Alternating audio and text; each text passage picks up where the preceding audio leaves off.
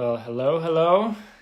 Let's see if we can join and if we're live. So we're doing a live stream together with Lukas Hasler today. I'm trying to get him into the call.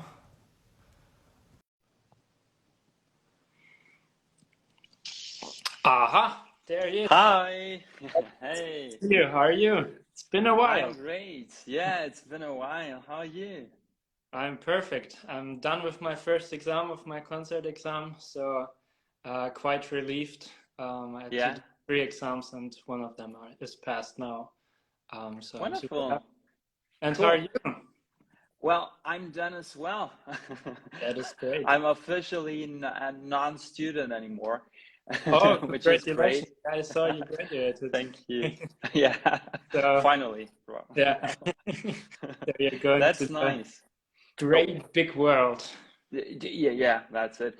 When did we talk last time?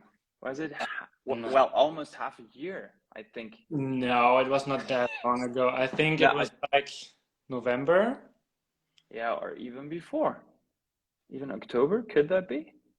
No, I think it was November because I think I was just passed with my recordings because I was recording my CD in October, and I think I was already done.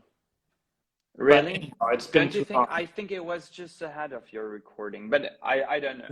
To be Never true. mind, it was But at anyhow, least it 3 was months. way too long ago. That's true, that's Leave it true. like that. So yeah, we decided to do a little Q&A today. So everyone who's watching the live stream, you can comment down below if you have any questions. And we did a story, and I wrote down some interesting questions, and I hope you did as well. Me too. I just say we're going straight through them. So do you mind if you want to start? Oh, shall I? Well, first of all, I have to say I'm really old school because I have written them down. So really old school, but never mind. I mean, I don't know. I got many questions, but let's start with the first, which I got quite often, which is how often do you meet each other and do you know each other in person? Which is a good question because we're doing, I don't know, our 4th or even 5th time of live streaming here on Instagram, and I'm not sure if everyone knows that we both do not know each other really in person. So we've never met before. Well, we have to, I'm sure. But yeah, definitely. I'm coming to Vienna really soon, from 21st till 23rd of February. So maybe. I'm sorry, I will be in Kazakhstan then. Well, that's sorry. I'm going to play concert there on the 22nd, I think. Yeah, 22nd of February. So sorry. Okay. Well, but I'll be in Stuttgart, well, near to Stuttgart in May, I think. So probably this will be a good opportunity to meet up finally. Finally, for sure. No, the next time I'm going to be in Austria will be probably May as well. So let's keep track not to be each other's country. In the end, it's like I'm in Germany and you will be in Austria, I'm sure. Well, yeah, good. Hope for the best. But someone was asking, where are we based, in which city? So I'm based in Stuttgart, which is in Germany, in the southern of Germany. And you are? I'm based in Graz, which is, as I always say, the 2nd largest city in Austria. Is even a small city with around kind of 300,000 inhabitants, and it's right at the borderline to Slovenia. So it's quite next where the wine and wineries are beginning. So it's a kind of Italian, Slovenian feeling here. Yeah, it's in the southern part of Austria. Sounds like a great mixture with good wine. I love wine. Okay. But, you know, within the last, I would say 2 or 3 weeks, I started to drink beer as well, which I always hated. So there might be some difficult times for me now because I have to, well, you know, be in the middle and see whether I should stay with beer or now with, stay with wine or now with beer.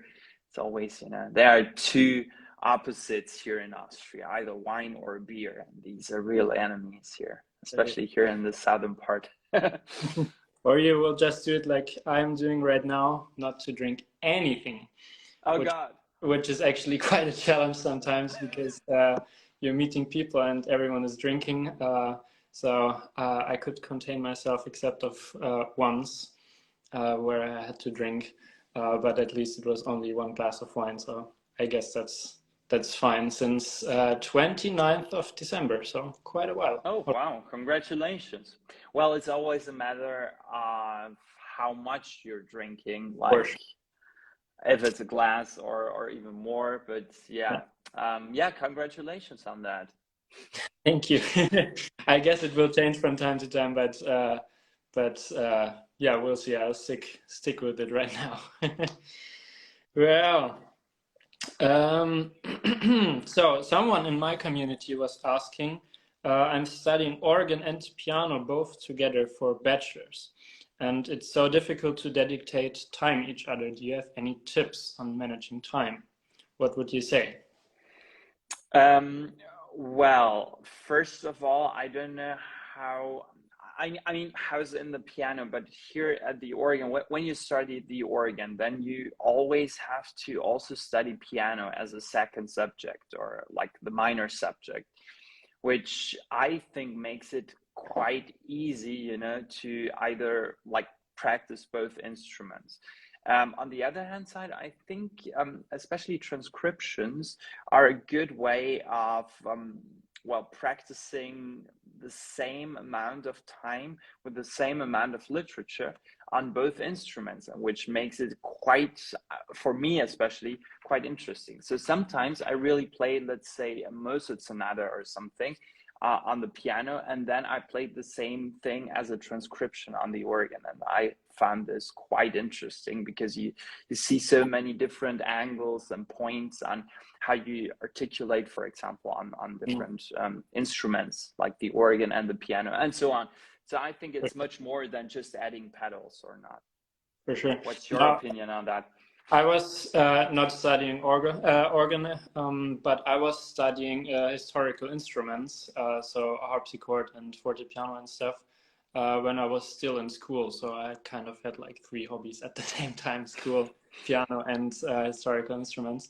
And I thought it was very difficult actually to play the same repertoire because, like, especially. But I guess it's the same with organ, especially playing harpsichord and piano. It's like a complete different technique. You have to do different fingerings in order to support the articulation and stuff, and phrasing and timing and everything else is so different. So I kind of personally got a bit confused. That's why I had like two separate repertoires. But since this is on time management, that is something we can both probably go a bit more into.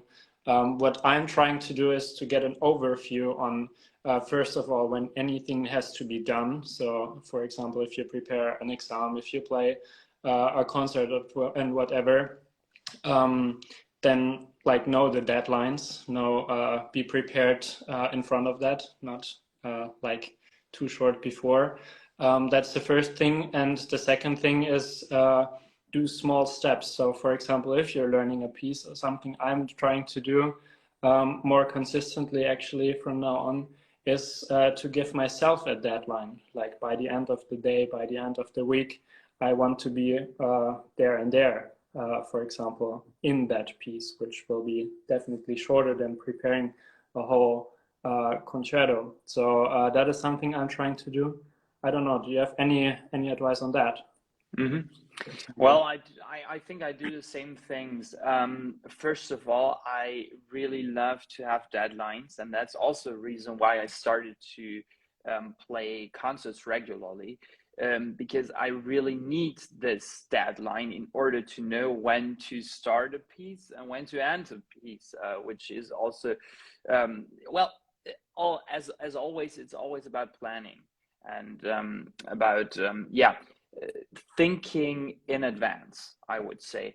And it's the same with these two instruments. I mean, I know some study colleagues of mine, they studied like 3 or even 4 instruments, like harpsichord, but also clarinets or even saxophone or something.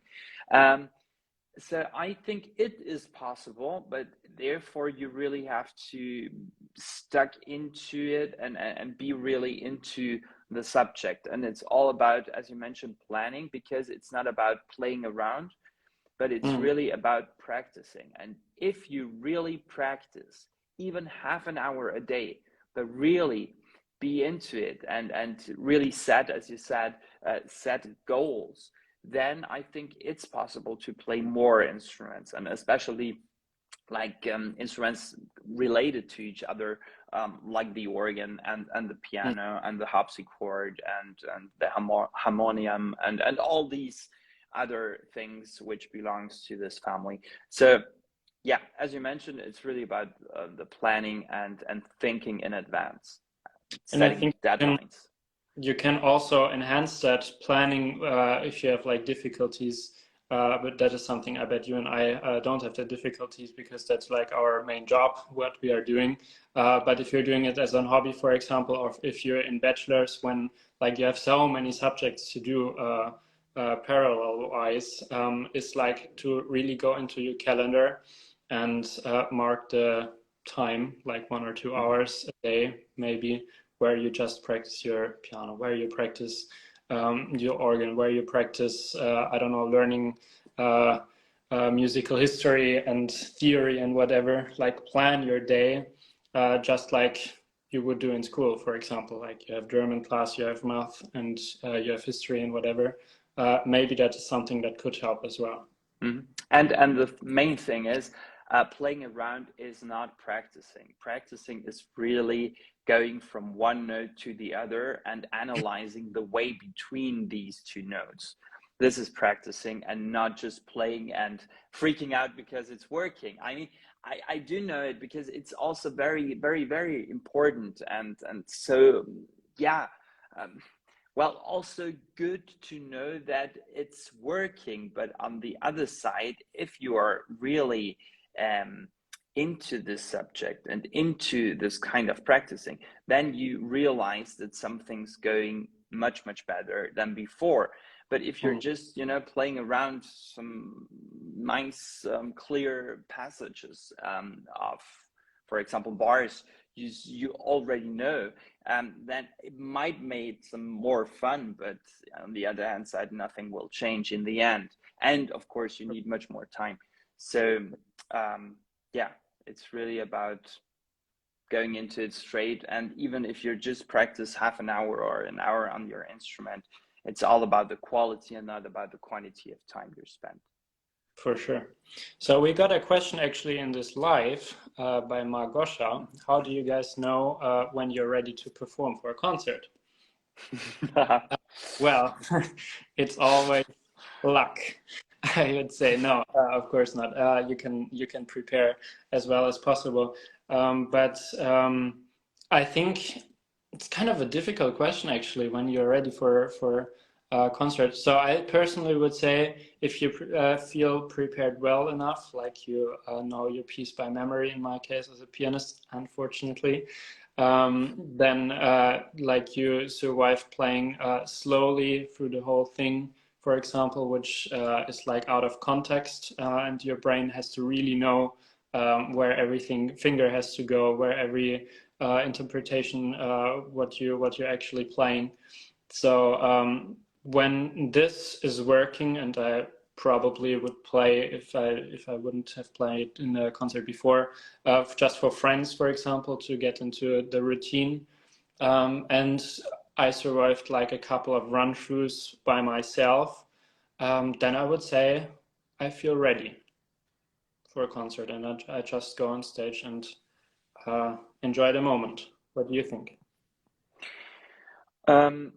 I would say more or less the same, but well, it's really hard to say.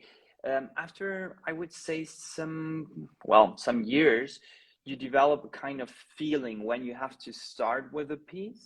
Let's say if you know you have to play, I don't know, XYZ on July the 1st, then you sometimes, or yeah, should develop a feeling when you have to start.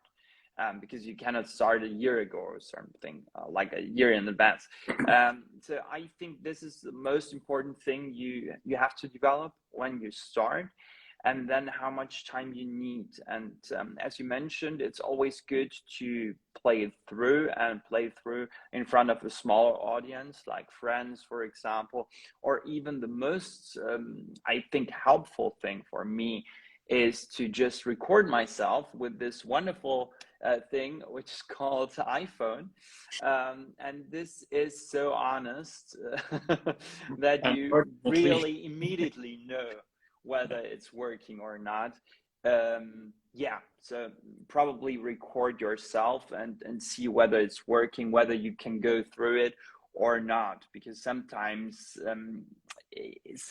you think you can play better than you are, and sometimes it's right the opposite. But as I mentioned, it's always about developing a feeling for it and have the overview of a piece so that you really know how to manage it and where you have to work on more and less and so on. So because it's always a matter of how difficult the different bars are. You know, a piece is not difficult.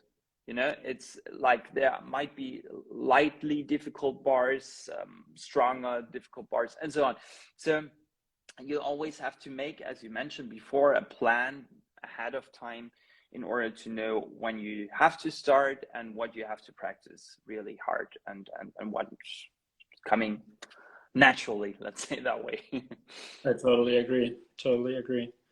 So another frequently asked question for me, and I saw that you are planning a bit of a new upcoming project. The status update on your CD. Maybe you want to start because you just announced that you have plans. I don't know if anything is ready today, but go ahead. Oh, well, and it's really funny because I got the same questions, and probably it's the same person. Maybe. Well, I cannot tell you too much, but at the moment I'm planning and I'm practicing a lot of repertoire for my new CD, for my upcoming CD, which will be more or less recorded in June. So so it's like 4 months ago, ahead of time now. But it'll be a CD based on, as I first mentioned, transcriptions. Many transcriptions for orchestra, but also for the piano, originally written for the piano. And so it'll be new literature which hasn't been recorded before, which is also cool for me. And I'm really into it now, and I just practiced like a couple of minutes ago some Mozart, and so I'm quite looking forward to it. Great. But the rest will be announced when it's recorded, I think, because otherwise, well, let's see. But I'm quite excited. Yeah, how's about your CD? I mean, you've done the recording already, so give us I'm one step further than you are already. No, I was recording my CD in October last year in Neumarkt in the Oberpfalz, which is like close to Nuremberg for the people who know. And it's coming out eventually, I'd say. It got postponed due to some problems, but we are planning with the release in May this year. And this is a production with the Bayerische Rundfunk, so a radio station, Bavarian radio station, and Hensler Classic, which is a major label in Germany. And I'm very, very delighted to have this kind of collaboration. It's just an honor for me because I was following both companies since like my child steps into music, and that's why I feel like super honored, and it's like completely surreal every day to just wait until everything is done. And I was recording a lot of fantasies, actually, just fantasies. So, for example, Schubert, the Wanderer Fantasy, then Mendelssohn Fantasy Opus 28, which has the nickname Scottish Sonata, and that is already the bow to Beethoven, because, as you know, the favorite Moonlight Sonata by myself is like a sonata quasi una fantasia, so kind of a fantasy, more a fantasy than a sonata, to be honest. And then together with the Beethoven house in Bonn, where Beethoven was living, we discovered a sketch of Beethoven Sonata Quasi una Fantasia, which is like found in a sketchbook, and there's no recording on a Steinway yet. It was recorded on a fortepiano a couple of years ago, but it's quite unknown and quite a special piece, therefore. And yeah, I'm very much looking forward to the release finally in May. So I'll keep you guys updated. I'm planning a crowdfunding campaign because like everything is expensive nowadays.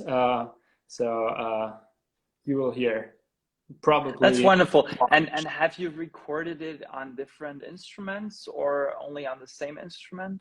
Only in the same instrument. So it was a very famous hall called the Reitstadel.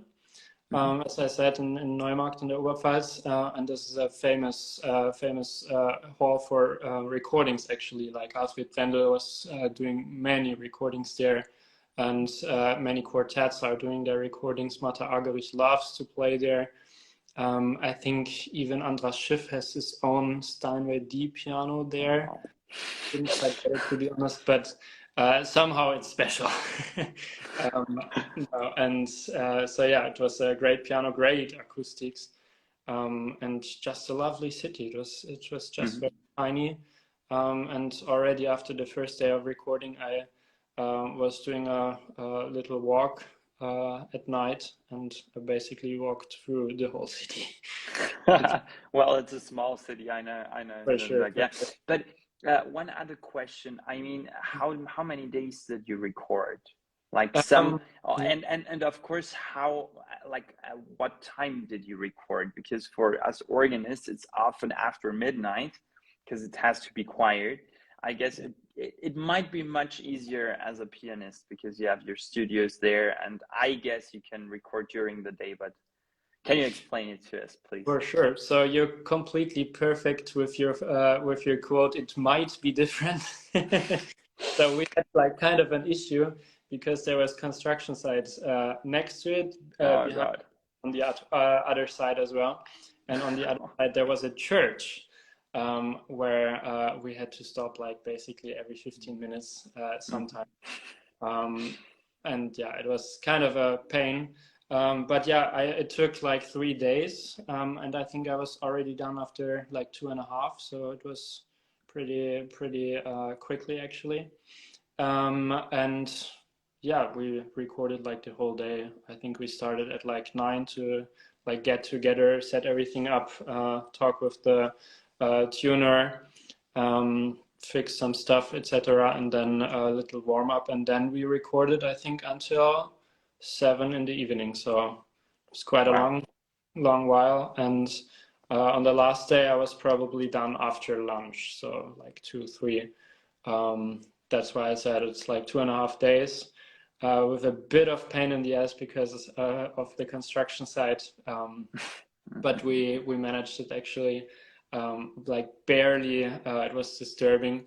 I remember once, little anecdote, remember once in the Wanderer Fantasy, the second movement, beautiful. I love this movement so much, and very slow, very intimate adagio, and there was a what do you say, Auflösung, like in a chord? How do you say that in English? Yeah, well, I know what you mean. Yeah. For those German people, Auflösung. So when like a phrase is ending and the chords are coming to back to the tonic, for example, it was very soft, very intimate, as I said, and yeah, it was perfectly done by like how I played it. And then the recording engineer was talking through his microphone and be like, yeah, maybe you heard the construction site from behind because they were renovating the roof and blew everything down. And I was like on Discord. I was so proud. And then, bam. And it was never like that again. That's No, unfortunate. no, no. But yeah, I Oh, can that's imagine really like unfortunate. in church, like you have to do it in midnight, after midnight, or at least in the evening, since it's an open space as well. So yeah. Well, when we recorded my first CD in 2019, I also had one wonderful, piece, the BACH list. And there's a very soft and also quite nice middle movement. And, you know, in the end, I think it was July or something. It started, the birds were singing and started to sing at 4 or 4:30 in the morning. And I also had this very pianissimo bars, and it was just perfect. And then it was like, and the birds were starting to sing, which was like really unfortunate. I mean, I love to hear it, but we just had a slot of about like 4 hours a day because, you know, we started at midnight, and due to the tramways and everything, you know, it's going on in the city, and we had to stop at 4:30 in the morning because of the birds. Yeah. that sounds very challenging actually, because Yeah. then you need probably like a week almost. Well, it wasn't a week, but I think we had like 3 or 4 days, yeah, altogether. But there, I had this warm up at 11 in the evening, and then it was really from 12 on, like really record whatever you can do and play. And it's like, yeah. Well, that's our job. This time it might be better because the church in which I will record is, it's in the middle of the city, but it's on a kind of hill. So this helps. And the good thing is also that the church will be closed during this time. So we might start even in the afternoon, which is great. So I think it might be much more comfortable than with my first CD. But let's see. Best of luck. Yeah, thank you. Yeah. Well, I have the next question regarding both of us, because I also saw it in the comments today. Someone asked me if there are many organ and piano duets, and if we know some literature and repertoire for organ and piano both. Will you start? Well, I can't name them. I know that there is quite a lot actually, and I would love to do something like that, like in the future. Yeah, as you said, there are many transcriptions, but it's like separate pieces. Yeah, I don't know the names of the duos, but I know they exist at least. Yeah, I know one duo, one very famous duo called the Scott Brothers. It's a UK duo with piano, sometimes harmonium and organ. And they did, I mean, I played 2 transcriptions, I think, by them. The first was the Empress Waltz by Johann Strauss. And then they also did some Liszt arrangements and also Camille Saint-Saëns, Carnival of like the Animals, and so on. So they've done quite a lot of stuff and quite good, 2 really virtuosos. And so Scott Brothers, that's and I did play something, but you know, here in Europe it's really difficult because compared to the US, where you really find a piano, a grand piano and an organ right in every single church. Here in UK, not in UK, sorry, here in Austria or even Germany, it's quite hard because, as we know, the organs are quite often in the organ loft, and the pianos are, when they have pianos, and it's like downstairs. So it's quite hard to play together. Yeah, but let's plan something in the future. If the Yeah, plans are great, it would be fun. why not? Traveling to the US. Yeah, Let's go. together. Yeah. Let's go. That brings us to the next question. Goal for this year. So we've already planned our tour to the US almost together next year. Yeah. But what are our plans for this year? You want to start besides like your recordings and something? Well, yes, that's the main goal this year. Then it's of course everything regarding to promotion. I mean, I think you will have the same thing as well. I mean, when you do such a huge project like recording a CD or recording something, of course you have to promote it as well, and yeah, talk to people, and also play concerts where you can sell the CD in order to spread out the word. Hmm. The next thing is I have many concert tours. The next tour is going to be in Kazakhstan, which is the first time in my life going to this wonderful country, which I don't know. Then I will be in Australia on an Australian tour for almost, well, 3 weeks, more or less. Then I'm going to conduct some orchestral masses. So we are starting, or we have already started, with the Paukmesse by Joseph Haydn. I love the masses by Haydn. They are just gorgeous. I mean, Mozart as well, and Schubert, but Haydn especially. Then I'm going to play lots of concerts in the US, in Switzerland, some in Germany, and France, and yeah, I don't know. So lots of concerts, lots of new projects, but the main thing is, of course, the CD. And well, and I will be playing in China as well, which is nice because I should have played there in 2020, I think in summer 2020, but as we know, it wasn't possible. So I'm happy to, well, have postponed this concert over 3 years now and to finally play it. Yeah, so these are my goals. How about you? Well, you're doing a lot. Congratulations, first of all. That is amazing, like what you said. So for me as well, like the main goal is promoting my CD. I recorded it already, so it's just a promotion and getting everything done, which is quite still a lot to do. It's not done after you press the final time the record button. So yeah, this is my main challenge. Then also I'll travel a lot in Europe, through Europe for concerts. We're planning a tour through Italy and France in summer, and I will play in Vienna a couple of times, Hamburg, etc. So this is something I'm really looking forward to. And then I'm thinking of doing a major competition this year as well. So this is quite a challenging thing to do as well, because the repertoire is like 3 hours or whatever. You have to prepare for like a whole week of competition. So that's going to be great. Good luck. Since I'm still, that's the difference between us two. I'm still studying in the music university here in Stuttgart. So I have my exams coming up. As I said, I just passed my first one of the 3.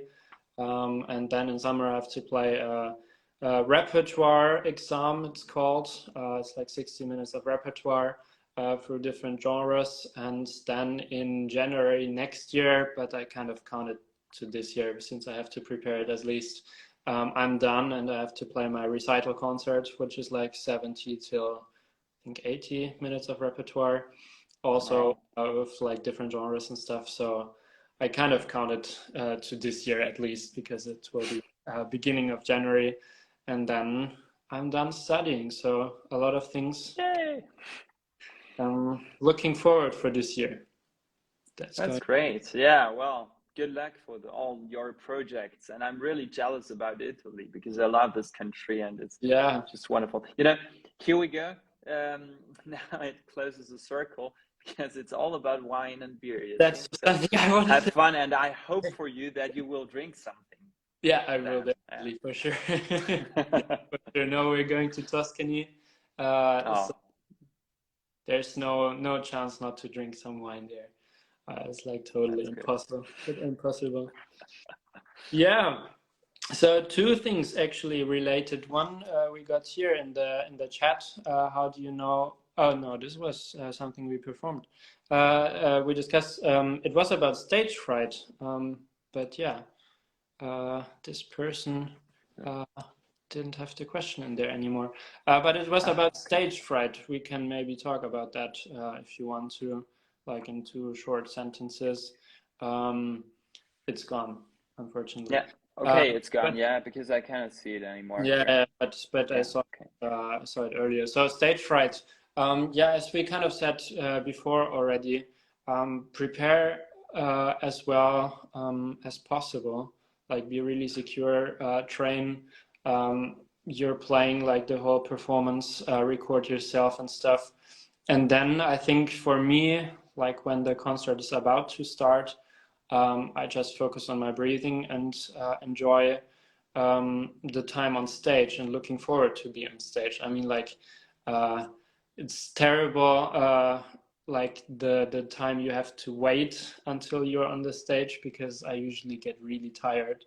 I don't know, this is really weird. I start to yawn until I tear up. It's, I don't know, I'm weird. But as soon as I'm on the stage, I'm like totally enjoy the moment, and like the moment on stage, delivering the thing that you worked your whole life, but at least for this repertoire for quite a while at least. Yeah, and make people happy, inspire people with music, and tell the story that you want to tell with that repertoire. I think it's more about enjoyment than yeah, being scared to fail, because I try to tell myself we are all humans. Everyone will fail at one point in a certain way. You will never be 100% perfect. Yeah, that's why I just live in the moment on stage and make music. I think that's all about. What do you think?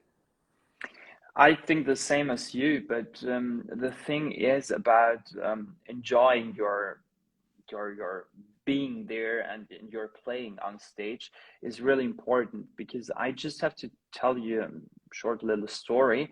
In former years, concerts for me were always kind of work, you know? I mean, I did love to play concerts, but it was also quite exhausting. As you mentioned, I'm still tired ahead of a concert, but nevertheless, I was also exhausted in the morning already, because I was kind of nervous. I was thinking about it. Sometimes, especially as an organist, you have different, sometimes very like short times of practicing, you know, because of the church and because of the mass schedules and all that stuff. And I think last summer there had been two concerts, one in Los Angeles, one here in Austria, um, where I really started to enjoy the concerts, like the concertizing. I don't really know why. I mean, I played some major works, like one work by Liszt, which was the Ad Nos ad Salutarim Undam, which is like 35 minutes through this piece, so without any breaks or something, really like playing, which is quite a long time. And also some trio sonatas by Bach, and I think I've done it quite well. So I was very confident with my situation, and since then, which is quite funny, and I don't know really why, I so much enjoy playing on stage, and I so much looking forward on stage, which means that I'm still nervous, of course, and sometimes I'm still tired, but I'm more or less looking forward to this concert as a privilege of performing in front of people. And I really hope that this feeling or this kind of condition will last, let's say, forever. Because now I'm really more open, and I think more also freely to connect with people. and also to enjoy myself, which is really important. So, but I think these are, of course, always kind of periods. But this time, since last summer, I'm really into it, and I'm really enjoying myself. Yeah. No, what sometimes is the case for me, or probably like every time actually.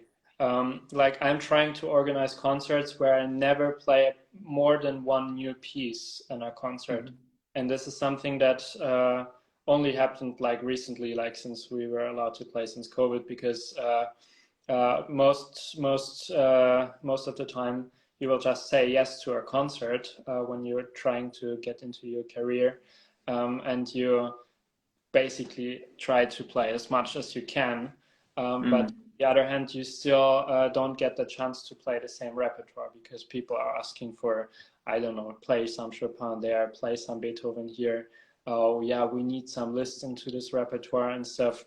So it was just like constantly new things that I had to perform, and I'm so glad that since like last year, after COVID allowed us to play concerts regularly again, that I was finally able to play not always the same repertoire, but like to exchange one piece from time to time. So like after, I don't know, 4 or 5 concerts, it was a complete different repertoire, sometimes to other concerts. And that helps me to like feel safer, I guess, because I know that I made this performance already once or twice before. This is something, if you can do it, plan to mostly play the same repertoire and change it from time to time, and not like, for example, in like 2 months without preparation before play a complete new solo recital with like 60 minutes of new repertoire, because I think that can cause like stage fright. That can be worse because everything will be new. And this is something, to be really honest, that helps me a lot. If I perform pieces before, I think that's something everyone feels more comfortable when something already worked in the past. Then you're more definitely to make it work in the future as well. So yeah, definitely, yeah.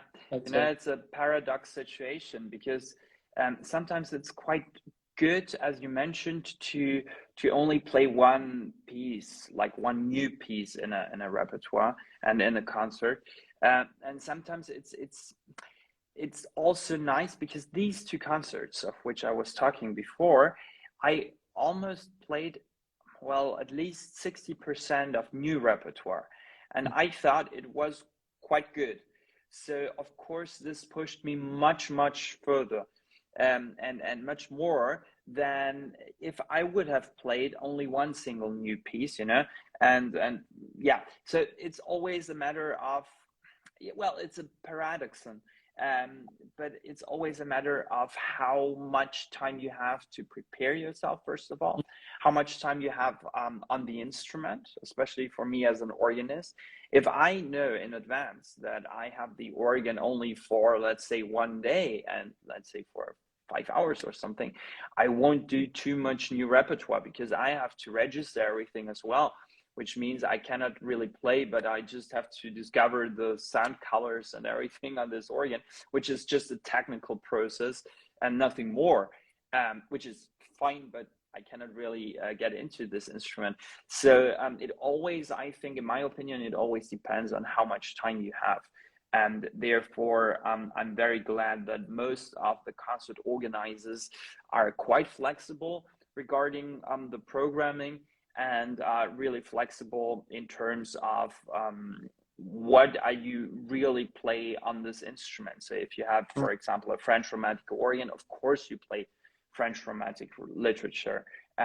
Yeah, it's always a matter of this instrument, but this is a kind of very specific thing and topic for organists. No, for sure. Yeah, do you want to go ahead with another question? Yeah, I have a last question here, which is kind of a interesting thing, because somebody is asking how well supported is music education in schools in your countries? Which is quite interesting because I think, of course, it's the root of everything. And I'm sure that you also got to be socialized with music in school, of course, because of our educational system. And I, for myself, can only speak for Austria, like for Styria, for my region, because in Austria it's quite complicated organized, but I'm more or less quite confident with the situation in which we are living here compared to other countries, of course. Related to like choir stuff or something in schools, especially primary or elementary schools, I would say it was better in the 60s, 70s, 80s, not now anymore, but related to music schools where like students can really learn new instruments, like learn from point zero on. I would say the situation is much better and has developed much better now, because it's also for free, at least I think for the first or even the second instrument, which is quite interesting, especially for families with more than one child. Yeah, because it's always a matter of money, and I think it has to be socialized and socialized developed, which means that I'm quite confident with our situation here in Austria. And I guess it's more or less the same in Germany, but please tell us more about the situation there. For sure. No, I totally agree. So in like school, to be honest, the musical education is just crap. Mm-hmm. This is like, yeah, I don't know. I mean, in comparison to other countries, it's still decent, but yeah, it was very, very much terrible, to say the least. But the infrastructure with like music schools and like specific teachers is amazing. I have to be honest. I was really, really fortunate here in Stuttgart. We have like a major, like one of the biggest music schools in Germany, actually, and they had like a preparation whatever class for university. So we got like extra lessons. We had like theory, preparation stuff for the entrance exam of the university, and most importantly, besides a very good teachers, we got like into concerts. So this music school, at least if you were in this Studienvorbereitende Klasse, it was the name in Germany, in German. So like the preparation thing. Then you got actually invitations for concerts. And if you were smart enough and started to network for yourself when you got invited to these concerts, then you had the chance to get different concerts and stuff. And that's how everything started for me. So I was actually really fortunate enough with this music school to actually build up, yeah, a lot of my network, because yeah, I think vitamin B is the most important thing, to have a good network, to know many people that will invite you and that will support your journey, especially when you are a young artist trying to build something up. So yeah, school is terrible in Germany, at least musical-wise, but the musical infrastructure with music schools and like youth competitions and stuff, this is actually very good. And we have like a lot of youth orchestras for yeah, young children in school, like regional wise, and then we also have it for whole Germany, called Bundesjugendorchester. So this is actually quite good because first of all, you can meet a lot of people that you will meet again in university at some point sometimes, depending if you continue your musical path or not. But yeah, you get in touch with many people, and that's something that was always very important to me, even though as a pianist I couldn't perform in these orchestras, of course. But yeah, at least you knew a lot of people, and it's first of all fun, private-wise, to meet people again that you met when you were a child. And also, if you remember them, and that can open doors. You can play in ensembles together. They can invite you for concerts depending on what they're doing. You can also invite them for concerts if you have a concert where you cannot play, or you don't want to play, or whatever, or you get asked and it's not working out. So yeah, I'm also quite happy concerning that here. Yeah, regarding the preparation class, by the way, I also have to admit that in Austria and at the university which I studied, Kunstuniversität Graz, University of Music and Performing Arts in Graz, I also joined my class as a preparation student, like Vorbereitungsstudent, before I switched to the main study, which is really, I thought, which was a good slide into, you know, the study system, and I really appreciated this. And I know that many other countries do not have this kind of system, as you already described, which I think is a pity, because especially there, when you're between, let's say, 16 and 18, it's a good time to develop yourself, to explore everything, and to see whether it's your life or it's not. And especially during these years, preparation class on a university level is really essential, I would say. For sure. No, I am talking with like many people about that, on how to like get concerts, how to build up a career. I don't like this word all too much, but at least it fits. So I think the most important thing is to firstly be certain that you want to do it, as you said. Try to like get sneak peeks and really dig into it, to really know if that's something that is actually going to work out, because being a musician can be challenging, because you have to do a lot of projects. Sometimes it can be tough. We all saw it with COVID, for example, where we were not even allowed to perform anymore.